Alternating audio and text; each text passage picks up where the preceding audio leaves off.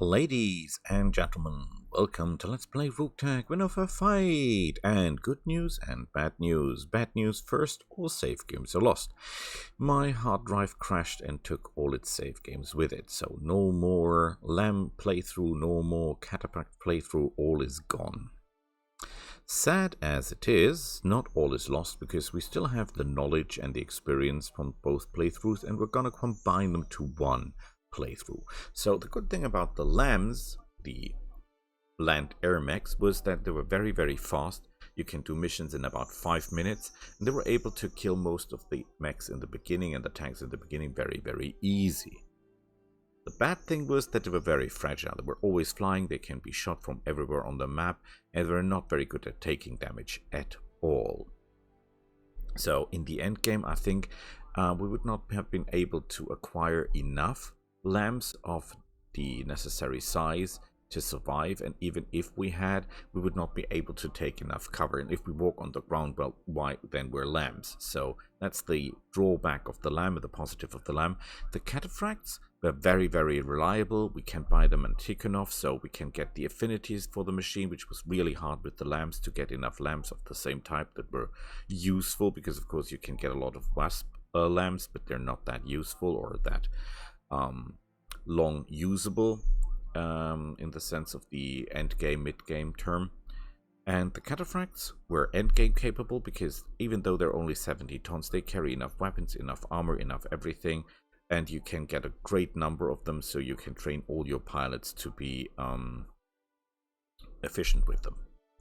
With that being said, the cataphracts that I played were too slow. So the idea is to buy the cataphracts, like in the Cataphract playthrough, and make them as fast, or nearly as fast, as the mechs in the Lamb playthrough. Now, how do we achieve this?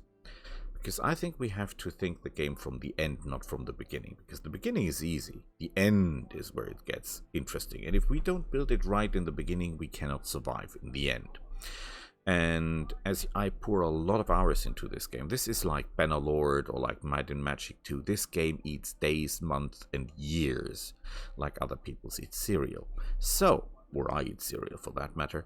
So, we're going to build the cataphracts with a 350 XL engine. The XL engine is always in when you buy them in Tikhonov. They cost between 7 and 9 million C-bills, which is an excellent price for a machine that is so capable in everything that you need. And they have good affinities, good quirks. I'll talk about that in a second.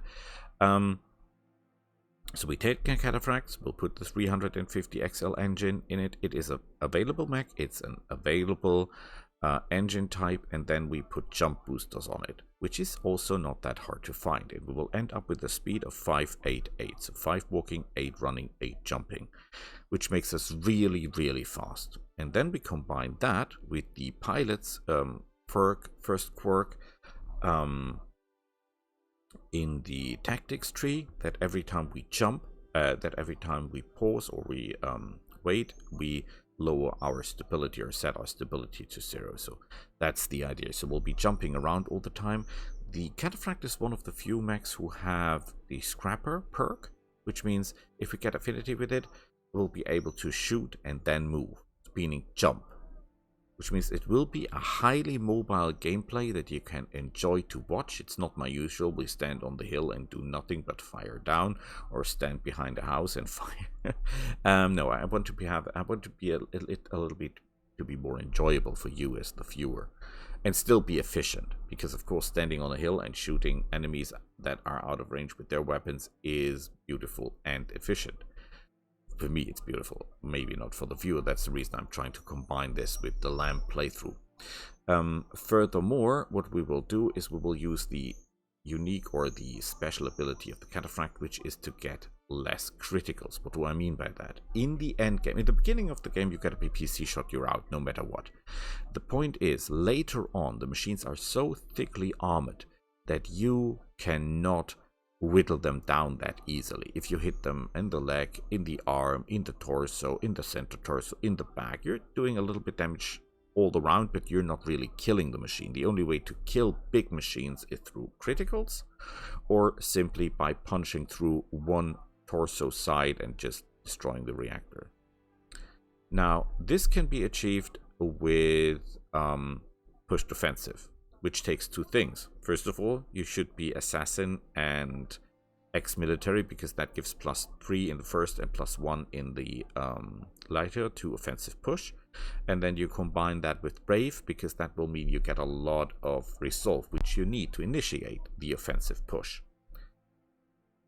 And this will be endgame viable, because with this we can take out heavier machines, even though we're only driving 70-ton machines, because we'll concentrate fire. All our pilots will be able to concentrate fire, and will not just chipping away at machines that have 2,000 armor points or 300 armor points in Battletech terms by shooting all over the place. Concentrated fire on one point, getting through the armor, taking the machine out. That's the idea. With that being said, the Cataphract itself has the specialty of getting 20% less criticals, and it has an affinity that it gets with 40 times using it, which means 40% less criticals. And I think that adds on to 60% less criticals, which is amazing. Especially in the end game, when you keep your machines alive by doing that. With that being said, of course, we'll use some tanks, so it will not a Cataphract only playthrough, and will not start with Cataphracts, obviously. So that's kind of the idea. I want to make a playthrough that you can copy easily, because in this way, it's not important what you get at starting machines. It's not important what you get at starting pilots, because normally you load, I don't know, 100 times to get the right machines, the right pilots to start, and we don't have to do that. We don't have to search for the machines that we want. You know, I want to make a Mad Cat army, or I have to fight I have to fight clans all the time. Or as I played, I want to play lambs, so I need to fight the World of Blake and Comstar mainly because they've got the good lambs. No, we don't need that. We know where we can buy the Cataphract. It's a Tikhonov every time, and you can buy as many of them as you want. Just wait 10 days and it will be refreshed.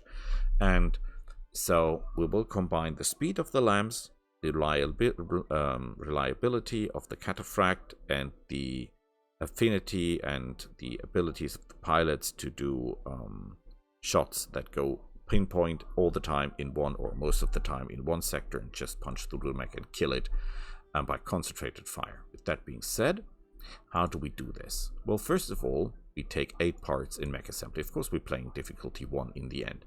Remember, if you take 8 parts of assembly, that doesn't mean you get any mechs together. You still do, because you're finding more mech parts. But it is still harder than having that on 3. We don't need mech recovery just because, for one, if everything goes as planned, we'll not lose a machine. We get damaged, yes, but we rarely lose a machine. And if we do, we know where to buy the machines that we lose. The Cataphracts, obviously. We take contact payment generous, because that will give us the money to buy the Cataphracts. Commander experience can be low, no problem, because this is just one mission done and we have the experience in the pocket. Roll-in hiring chance high, pilots per system 10. Why this? Because I don't want to run around for years just trying to find the right pilots.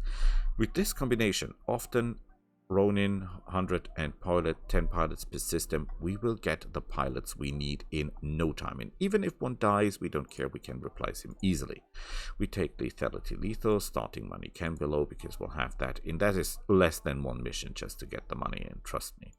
We set the selling prices to 6 and the scrap value to 5, because that really doesn't make that much of a difference in terms of what you get, because you're always getting very little for what you sell or scrap anyway, no matter where you put this. I mean, this goes to 18% maximum, so you're losing stuff. With that being said, we will be very, very careful with loot. We will go mainly for money, because there's very little loot we need, but that loot specifically is a first pick. So, slick suits, C3 improved computers, sensor trackers, predator trackers, stealth armor, mortars, and extended range or PPCs or clan pulse lasers large is the main focus. Everything else will just be taken if nothing of the wanted is available for selling. We're not taking anything we don't want to use. That's the idea. With that being said, let's go to character creation. So, the layout changed a little bit with the last update 1.4.2, but the skills are still the same. So, as we're driving mainly tanks with our, mainly mechs with our main character, we can take Trueborn. If you want to mix the vehicles, this is of course not the right choice, but we're getting +1 to everything just by taking this. This is excellent. And, well, yeah, I don't like clans that much. There's stupid combat or in stupid kind of, or not very efficient type of civilization, but anyway. We'll take survival because assassin and brave, and we'll take commander veteran because of ex-military and lucky. This is the ideal combination for the end game in my eyes, because you will be able to do offensive push, you will be able to reach to generate enough resolve to do offensive push, and with lucky you will have less jams and you will hit more of the same area that you want.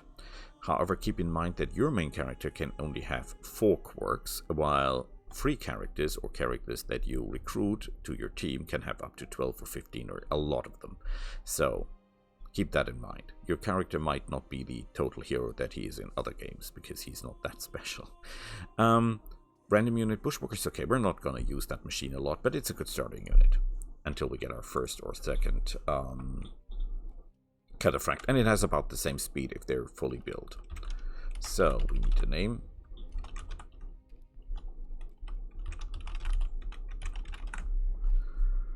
We need agenda. We need a voice. Beautiful. This guy really looks like me. I have less hair, and maybe I'm a little bit more chubby, but not that much, hopefully. So this is how we do it. Let's see what the starting area has for us in charge in terms of pilots and mechs. And here we go. Again, this is a playthrough that you should be able to replicate, so it's not important. I picked a combination, a playstyle that doesn't require you to have anything special. In terms of mech, we have a Vulcan, which is okay. He's a Scrapper as well, but we'll not use him that long. A Falcon, not my favorite. Chameleon, all-round energy mech, very reliable. Locust, we can sell that thing outright. I hate locusts. And a Hitman. Why do I hate locusts? Well, look at the Hitman, look at the Chameleon, look at the Falcon. 520 armor points. These things will keep your pilots alive, even though they're not the best. A locust is the easiest way to lose a pilot. It's not about the machine, it's about the death trap for the pilot and the machine itself. In terms of tanks, we've got a Hunter, nothing to run home about, but good as well. Let's look at the pilots.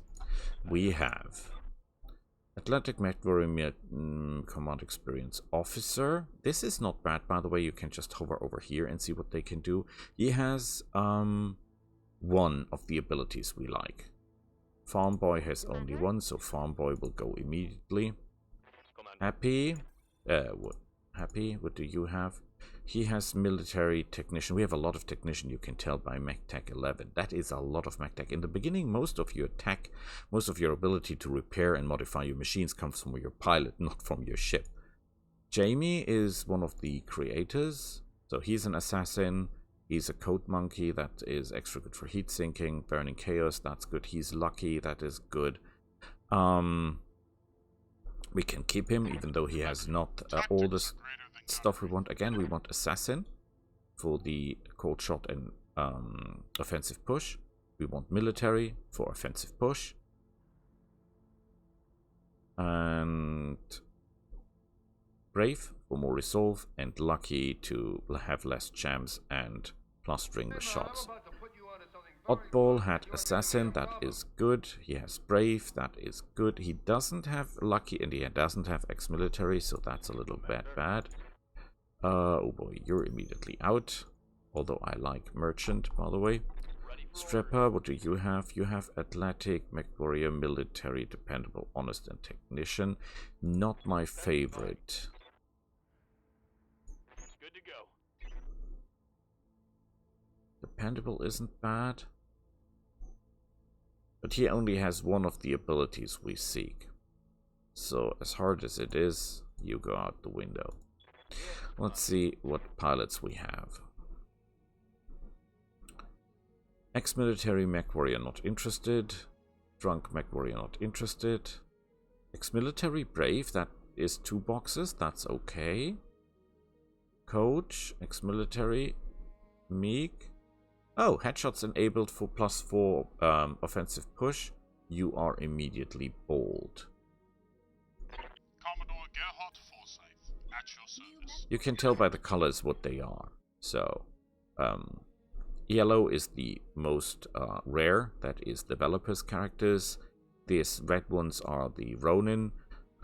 These purple ones are... Oh, the purple ones are the Ronin. The red ones are uniques, so to speak. Well, most of them are unique. This is ex-military, but the red ones are rarer than the purple ones, and the yellow ones are even rarer than the red ones. Mr. Bird, can you bring to the table? You don't want to tell, do you? Oh, I have to go down. Plus 30 affinity in heavy mechs, plus 20 to all lancemates. That is very good. That means he may not be an end character, because in the end all our pilots will have the affinities for the machines. But in the beginning, this will enable us to use all Cataphracts with all our pilots, as long as he's in the lance, as scrappers, even though they don't have the affinity yet. So you're bought as well. Tank Girl.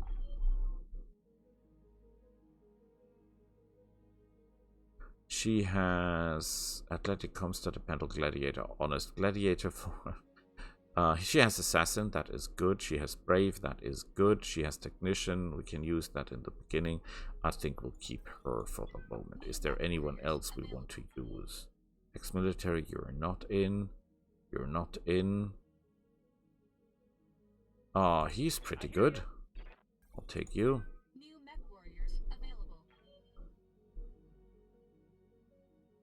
No Gladiator, no Assassin, no Assassin. Okay, let's look at the store. Do they sell anything we have in the beginning?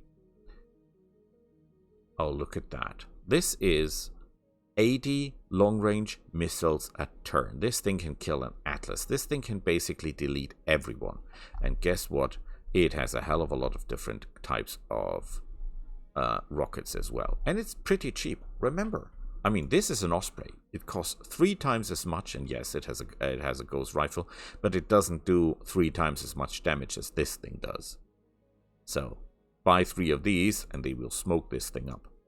Yes, say tonnage, yes, but still, this thing is a killer and a very good price. Yes, you can buy an Archer, a 70-ton mech with clan equipment for 3.7 million, and then you pay 5 million for an Archer that has normal tech, Innisphere tech, so the prices are a little bit fuzzy sometimes, but that's okay. That's a very good price. We do 1 mission here and we'll be able to buy the heavy carrier, and from then on the heavy carrier will take us through the first fights, guaranteed. The Myrmidon tank has a PPCNS. Nah, we're not interested in that. The rest is not interesting, but this thing, this carrier, is the first thing we buy. This will give us the ability to punch far above our weight in the beginning. We have to customize our company. We need a good name. We need colors. And I have, what do they offer? Blue metallic. Blue metallic is excellent. I think we'll have to go in the other direction though. It's easier. No, it's not. Blue, in blue we go. Because I like blue, I really do. Like the ocean, like the color. I'm from Germany, so blue has a political sign as well. So where is my sign? I want the turtle thingy. It is the emblem of a not very successful mercenary company in the Battletech universe, but I simply love it because it reflects me somehow, even though I'm not smoking. So, we need engineering. We have a lot of mech tech. So, what we first need is more pilots. Pilots is the easiest way to get tech. Because look at this, 10 days, costs money, plus 1 tech point. We can get a pilot, does the same. Yes, we'll need the second mech bay soon. But first I want pilots, then I want mech bays. Because if I do it right, I can preserve our machines, more or less, and I can do more missions if I have more pilots.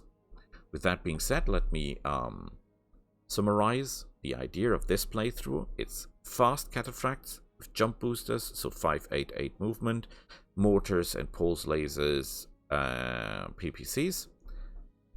And build on the affinity for endgame to make offensive pushes, even though I'm really unlucky in offensive push stuff, but I will try to do better, and to reduce or to increase the survivability of our machines by just using Cataphracts with the lowered risk of critical damage or critical hits.